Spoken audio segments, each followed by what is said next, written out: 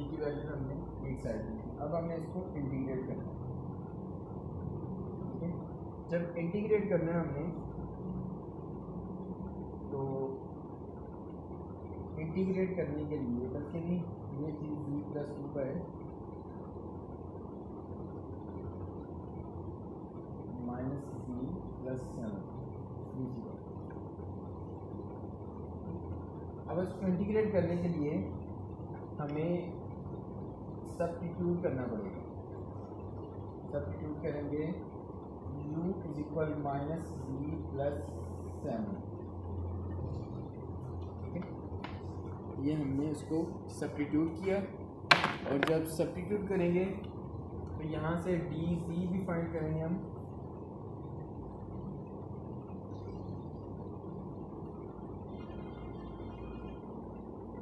Minus common भी ले सकते हैं, जब माइनस कॉमन लेंगे ये z माइनस 7 आ जाएगा, तो फिर आप z माइनस 7 को सब्स्टिट्यूट कर लें, यहाँ से D U is equal D G आ जाएगा। ठीक है, तो z प्लस 2 की जगह पे अगर हम करना चाहें रिप्लेसमेंट, तो यहाँ से आप ये देखो u is equal z is equal u plus 7, तो z की जगह पर आप ऊपर रिप्लेस कर दोगे तो आपके पास बन जाएगा minus into u plus 9 divided by u D, यहाँ पे ये डी। अगर फहद शाह यहाँ पे क्लियर हो गया है तो आप हैंड रेज कर दो।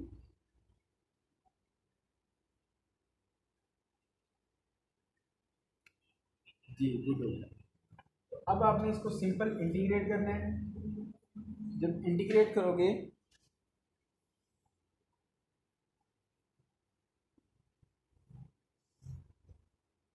ये तो बन जाएगा हमारे पास x dx को इंटीग्रेशन करो। ठीक है, ये तो x बन जाएगा।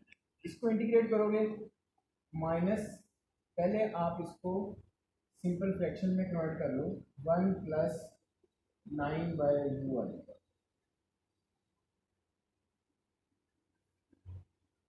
ठीक है, तो माइनस को चाहे शिफ्ट कर लो, चाहे जो भी उसको साइड पे रख लो। 1 को इंटीग्रेट करोगे तो ये आ जाएगा u, और 9 बाई u को इंटीग्रेट करोगे तो ये आ जाएगा 9 log u।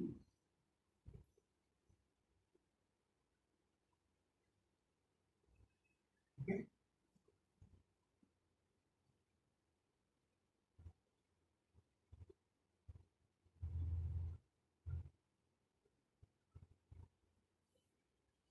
ये आपके पास आफ्टर इंटीग्रेशन ये आ गया।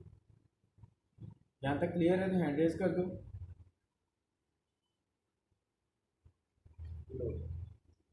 इसके बाद हमने क्या करना है, u की जगह पर जो हमने उसकी सब्स्टिट्यूशन की थी वो हम यहाँ पे सब्स्टिट्यूशन की अगेन पुट करेंगे। z माइनस 7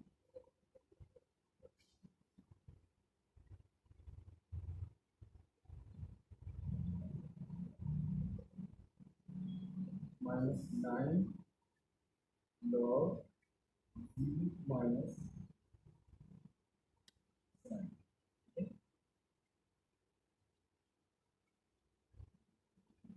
ये चीज़ है। अब इसके बाद ये देखो minus z plus 7 minus 9 log z minus 7, और ये यहाँ पे x प्लस सी। ठीक है, यहाँ तक क्लियर हो गया।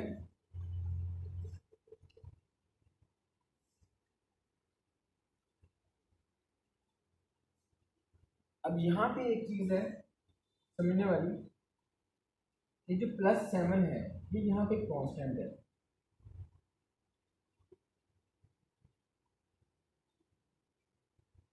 तो ये इसको आप दूसरी तरफ शिफ्ट करोगे x प्लस सी माइनस 7। अब ये c माइनस 7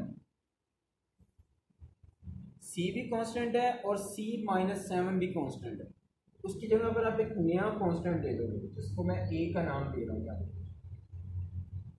ठीक है, ये आपने क्वेश्चन को सॉल्व कर लिया है।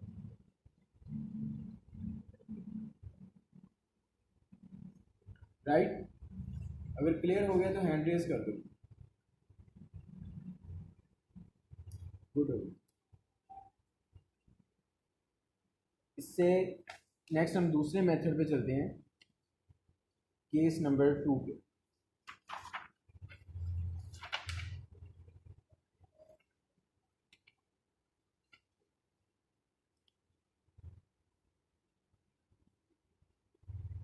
केस नंबर 2 देखो, इसमें आपने x को रिप्लेस करना है कैपिटल X प्लस एच, और स्मॉल y को आपने रिप्लेस करना है कैपिटल Y प्लस के। ठीक है, और ये तब हम ये केस अप्लाई करेंगे अगर हमारे पास A1/A2 केस 2 कब अप्लाई करेंगे, A1/A2 is not equal to B1/B2, तब हम ये केस 2 अप्लाई करें। ठीक है, तो अब क्वेश्चन हम लेते हैं कि एक क्वेश्चन सॉल्व करते हैं लाइक दैट। ये आपके सामने क्वेश्चन है, x plus 2y minus 4 divided by 2x plus y minus 5। अब ये देखो, A1 आपके पास 1 है और A2 आपके पास 2 है, D1 2 है और D2 1 है। यहाँ पे 1/2 इज नॉट इक्वल टू 2। देखिए इसका आंसर आपके पास 1/2 आ रहा है, इसका आंसर 2 आ रहा है, दोनों इक्वल नहीं है, इसलिए हम सेकंड केस अप्लाई करेंगे। जब सेकंड केस अप्लाई करना है उसमें हम सब्स्टिट्यूट करेंगे,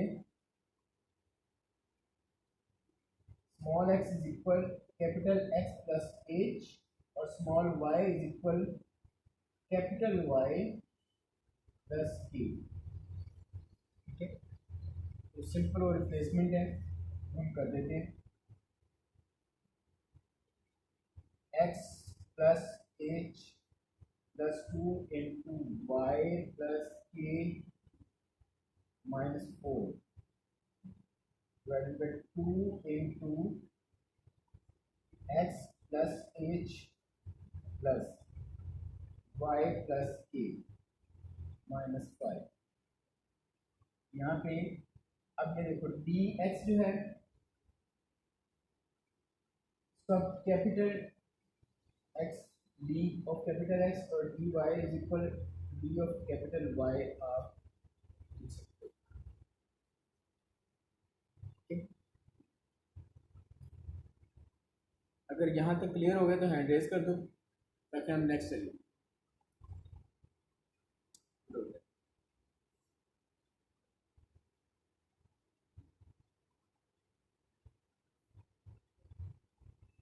अब यहाँ से आपके पास कैपिटल X प्लस 2y ये टर्म बन गई और दूसरी बन गई h प्लस 2k माइनस 4। यहाँ से आपके पास बन गई 2x प्लस y और plus 2h plus k minus 5, यह देगा dy बाई डी। यहाँ तक क्लियर है? क्लियर है तो हैंड रेज कर दो। तो अब आपने ये जो कांस्टेंट आपके पास एक साइड पे आ गए हैं, होमोजीनियस इक्वेशन बनाने के लिए इनका ज़ीरो होना ज़रूरी है। ठीक है, इनका ज़ीरो होना ज़रूरी है। ये आ जाएगा फर्स्ट केस में हम जानेंगे, सॉरी फर्स्ट में h plus 2k minus 4 is equal 0। एक इक्वेशन आपके पास दिया, दूसरी है 2h प्लस k -5 = 0। ये टू इक्वेशंस आ गई आपके पास, इनको होमोजीनियस इक्वेशंस की तरह आपने इनका सोल्यूशन फाइंड करना है, h और k की वैल्यू। तो h का आपके पास आंसर आ जाएगा 2 और k का आंसर आ जाएगा 1। या आपने इनका सोल्यूशन फाइंड कर, ठीक है। अब सोल्यूशन फाइंड आपने सिर्फ h और k की वैल्यूज का किया। अब आपने इस इक्वेशन को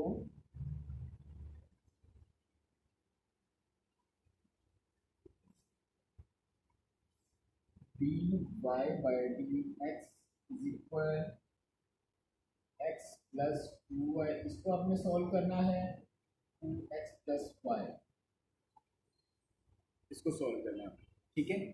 तो इसको सिंपल उसी तरह हम सॉल्व करेंगे कि y को आप सब्स्टिट्यूट करेंगे सेपरेबल की जो हमने dx, ये वाला मेथड जो अप्लाई करके हमने होमोजीनियस इक्वेशंस को सॉल्व किया, राइट। तो इसके आगे कर लोगे फहद शाह, अगर इससे आगे कर लोगे तो हैंड रेस कर दो ताकि हम नेक्स्ट टॉपिक पे चलें।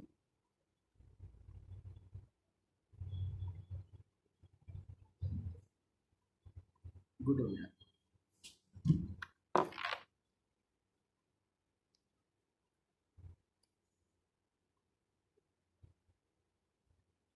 जी फहद शाह क्लियर हो गया, चलें जी ये आप कर लेना, ये सारा सिंपल है। अब इसकी एक्सरसाइज है, 9 क्वेश्चन है उसकी, तो वो भी आपने सॉल्व करने की कोशिश करनी है, ठीक है। नेक्स्ट टॉपिक आ गया है एग्जैक्ट डिफरेंशियल इक्वेशंस।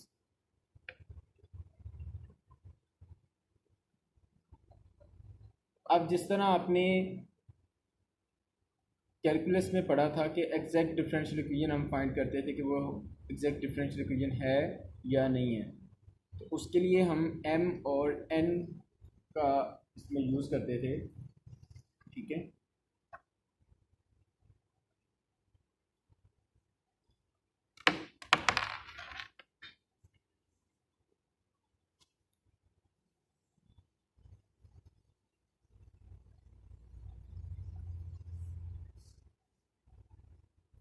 फर्स्ट करें, आपके पास ये इक्वेशन है dy/dx = f(x²), ठीक है। तो आप इसको उसकी अल्टरनेट फॉर्म में पहले लिखेंगे, ठीक है, like that m dx + n dy = 0,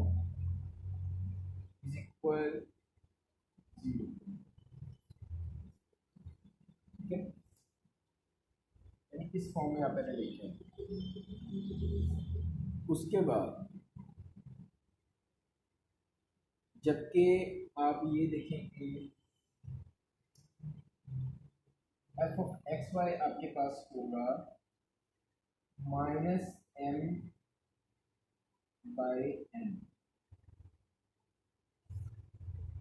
ठीक है। अगर ये चीज़ है आपके पास तो आप इसको इस फॉर्म में लेके जा सकते हैं, ठीक है। अब एग्जैक्ट डिफरेंशियल इक्वेशन कब होगी? अगर आप इस m का पार्शियल डेरिवेटिव लें विद रिस्पेक्ट टू y और इस n का पार्शियल डिफरेंशिएट लें विद रिस्पेक्ट टू x, अगर दोनों का आंसर इक्वल है तो देन आप कह सकते हैं कि ये एक डिफरेंशियल इक्वेशन, राइट। अब फिर हम इसमें से इसको दूसरी फॉर्म में भी लिखा जा सकता है, जिस तरह के m जो है वो पार्शियल, मैं आपको m और n भी यहाँ पे लिख के दे दूँ,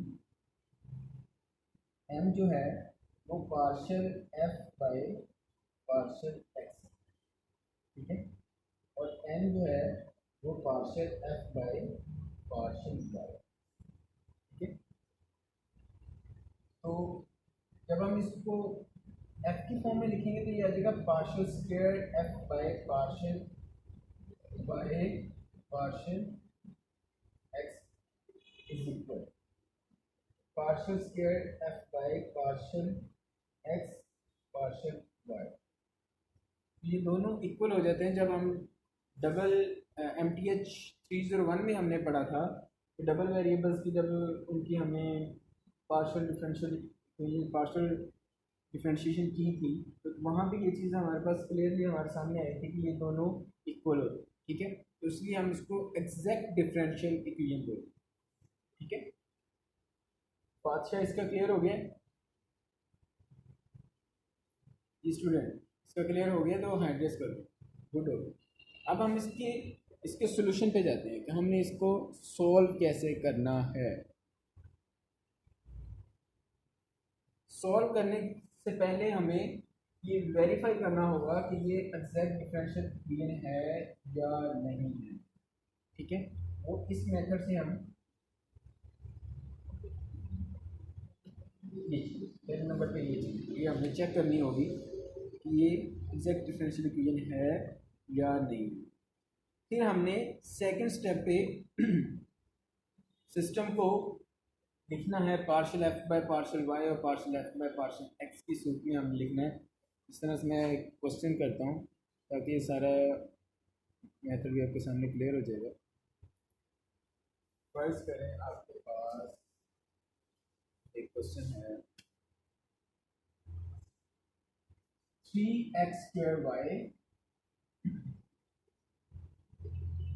3x square y plus 2 dx plus x cube plus y dy equal 0। तो यह आपके पास क्वेश्चन है कि इसको आपने सॉल्व कर। ठीक है, अब सबसे पहले आप ये देखें कि ये चीज़ आपके पास m है और ये चीज़ आपके पास n है। तो आपने लिखा m is equal 3x square y plus 2 और आपने इसी तरह n को लिखा x क्यूब प्लस y। अब अगर आप इनकी डिफरेंशिएशन करें पार्शियल तो अब देखो partial m by partial x ये आपके पास sorry partial m by partial y है, ये आ जाएगा 3x स्क्वायर इसका आंसर आएगा और उसका partial m by partial x जब लोगे उसका आंसर दोनों का सेम आएगा। तो यहाँ से ये क्लियर हो गया कि ये हमारे पास एग्जैक्ट डिफरेंशियल इक्वेशन, राइट। यहाँ तक क्लियर है तो हैंड रेज कर दो।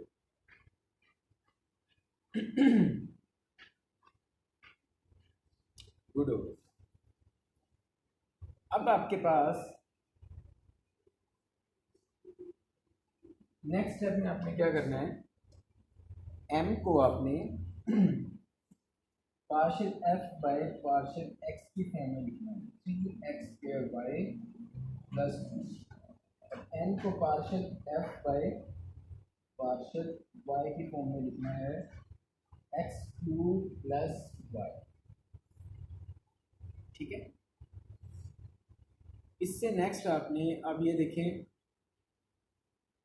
ये फर्स्ट इक्वेशन है, ये सेकंड इक्वेशन। अब आप चाहें तो फर्स्ट इक्वेशन को लेके इसको सॉल्व करें, चाहें तो सेकंड इक्वेशन को लेके सॉल्व करें, तो आंसर दोनों का सेम आएगा। ठीक है, तो मैं यहाँ पे फर्स्ट इक्वेशन को लेके सॉल्व करता हूँ। तो मैं इसको इंटीग्रेट करूँगा, इसको इंटीग्रेट करूँगा फर्स्ट इक्वेशन को, ये मेरे पास आंसर आ जाएगा f ऑफ एक्स वाई। इसको इंटीग्रेट किया मैंने विद रिस्पेक्ट टू x, जब विद रिस्पेक्ट टू x करूँगा तो y जो है वो कांस्टेंट कंसीडर होगा। ठीक है, y कांस्टेंट कंसीडर होगा, क्योंकि मेरे पास आंसर आ जाएगा x क्यूब y। ठीक है, मैंने इसको with respect to x integrate किया और प्लस 2 है तो प्लस 2x आ जाएगा प्लस। अब ये चीज़ समझने वाली कि जो यहाँ पे हम एडिशन करेंगे, अगर सिंपल इंटीग्रेशन करते हैं तो हम एक कांस्टेंट लेते हैं c या c1 या a या b, लेकिन यहाँ पे हमने कांस्टेंट लेना है जो कि जिसमें वाई इन्वॉल्व हो। हमने एक कांस्टेंट का नाम दे दिया क्योंकि ये हम पार्शियल डिफरेंशिएशन के क्वेश्चन है, तो इसमें हम सी की बजाय एच ऑफ वाई ले लिया है, ठीक है, एच ऑफ वाई ले लिया। इसका मतलब यही है कि ये कांस्टेंट है, तो वो कांस्टेंट वाई के फॉर्म में भी हो सकता है, ठीक है। तो जब आपने इंटीग्रेट कर दिया इसको, तो फिर आपने क्या करना है, इसको विद रिस्पेक्ट टू वाई आपने डिफ्रेंशिएट करना है। इसको विद रिस्पेक्ट टू वाई आपने डिफ्रेंशिएट करना है ताकि हम इसके इक्वल ले जाएं, partial F by partial y के इक्वल, ठीक है। तो जब मैं इसको सॉरी डिफ्रेंशिएट करूँगा partial F by partial x के, तो ये मेरे पास आ जाएगा 3x² वाई, 3x²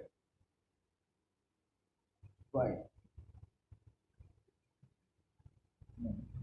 मैंने वाई की करनी,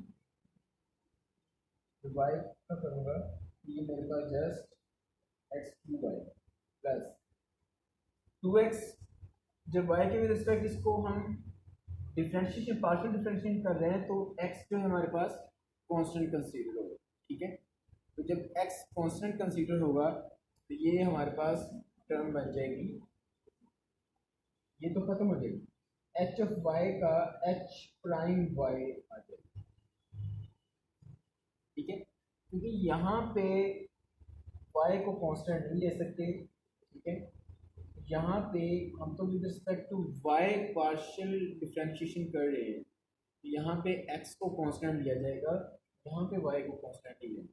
तो अब आपके पास एक आप ये आपने क्या काम किया, सबसे पहले इंटीग्रेशन की विद रिस्पेक्ट टू x, फिर उसके बाद पार्शियल डिफरेंशिएशन की विद रिस्पेक्ट टू y। तो अब ये इक्वेशंस इस इक्वेशंस के कंपैरेटिवली आपने इसको इक्वल बनाना है, क्योंकि दोनों इक्वल हैं, तो कंपैरिजन किया जाएगा, तो ये आ जाएगा x³ plus y is equal x³ plus h prime y. तो हमने ये काम कर लिया कि उनको उनका कंपैरिजन लिख दिया, ठीक है। कंपैरिजन लिखने के बाद आपने इसको सिंप्लीफाई करना है। जब सिंप्लीफाई करेंगे तो x³ से x³ कैंसिल, तो बाकी आपके पास रिमेनिंग टर्म बचेगी h prime y is equal y, ठीक है। तो रिमेनिंग टर्म आपके पास ये बच गई। अब आपने यहाँ से इसको जब आप इंटीग्रेट करोगे तो अब आप integrate with respect to y आपने इसको करना है, यहाँ से आपने h ऑफ y की वैल्यू फाइंड करनी है। h ऑफ y की वैल्यू फाइंड करेंगे तो y² बाय 2 आ जाएगा, ठीक है। जब y² बाय 2 आ जाएगा तो ये आपके पास एक जनरल इक्वेशन आ गया, जनरल सोल्यूशन आ गया आपकी इक्वेशन का, जो कि आपके पास ये इक्वेशन बनी थी x³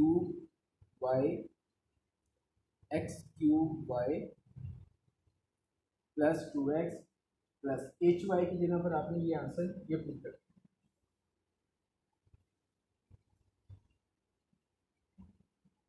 x³ plus 2x plus y² bye, ये आपके पास जनरल सोल्यूशन आ गया, ठीक है।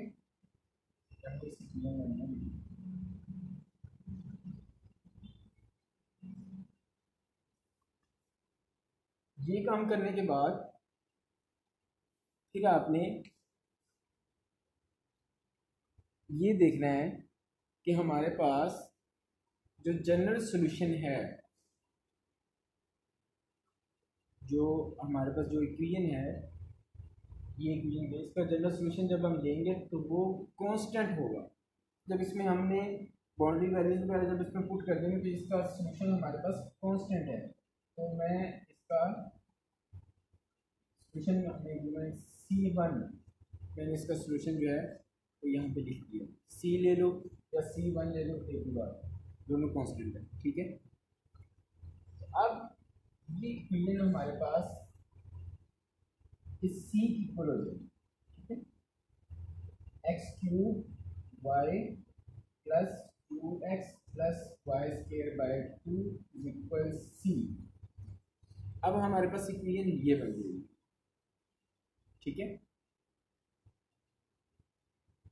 तो ये आपका यहाँ पे सोल्यूशन फाइंड हो गया। अगर सेम प्रोसेस आप सेकंड इक्वेशन को लेके चलोगे तब भी आपका आंसर यही आएगा, ठीक है। तो आपने जो भी आप इक्वेशन लेके चलो, आपने अपने जो प्रोसेस हैं उनको आपने कम्प्लीटली यहाँ पे डिफाइन करना ताकि आपके आंसर में कोई मिस्टेक ना हो, ठीक है। इस तरह इससे रेलिवेंट जी फाजिल, इसके बारे में क्लियर हो गया आपको? क्लियर हो गया, गुड हो गया। अच्छा, अब इसके रेलिवेंट जो एग्जांपल्स हैं वो आपने करनी है, ठीक है। ये सारी इसी तरह एग्जांपल्स होंगी।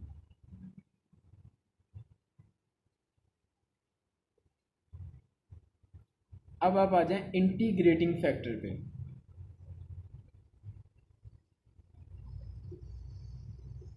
जी जी,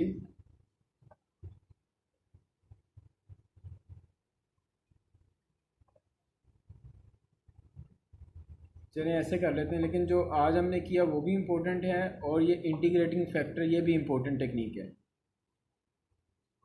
ठीक है। ठीक है, आपने ये जो क्वेश्चन है ना, ये चैप्टर 5 के और चैप्टर 4 के जो एक्सरसाइज हैं और एग्जांपल हैं, इनको आपने सॉल्व करना है, ठीक है। तो इसके रेलिवेंट कोई भी आपकी को क्वेश्चन करना है तो अभी आप कर सकते हैं।